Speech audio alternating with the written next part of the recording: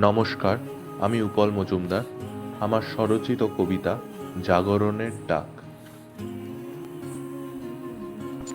সমাজ আজ ক্ষতবিক্ষত, মানুষ এখন পাশবিকতায় রত।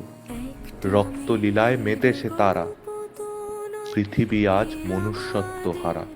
যুগটা যখন ত্রেতা ছিল, এক পতিব্রতাকে সে হরণ করেছিল। বাজিয়েছিলে তুমি যুদ্ধের ডঙ্কা, জ্বালিয়ে দিয়েছিলে তুমি সোনার লঙ্কা। দাপরে যখন দিয়েছিল সে এক নারীর বস্ত্রে হাত, নামিয়ে দিয়েছিলে তুমি ভয়ঙ্কর ধ্বংসের রাত। আজ সে আবার ফিরে এসছে, একের মধ্যে না, কোটি কোটির মধ্যে সে আজ বাস করছে। হে জগৎ পিতা, তুমি কোথায়? কোথায় বা তোমার বিচারের রায়? জীবনের সৃষ্টি দেয় যে নারী, কেন এত শৃঙ্খল শুধুমাত্র তারই? এই কি আমাদের সভ্যতার অগ্রগতি, যেখানে সুরক্ষিত নয় এক জীবনদাত্রী সতী? আর এই আমরা নিজেদের পুরুষ বলে গর্ব করি।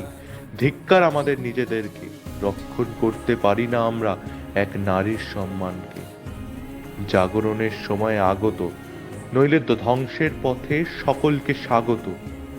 আমরা যদি আজও আওয়াজ না ওঠাই, এই পাপের হাত থেকে আমাদেরও নিস্তার নাই। যে বা যারা রক্তের দাগে রাঙিয়ে দিয়েছে আমাদের হাত, সমাজের কাঠগোড়ায় মৃত্যুর চেয়েও কঠিন দণ্ড চাই আলবাত।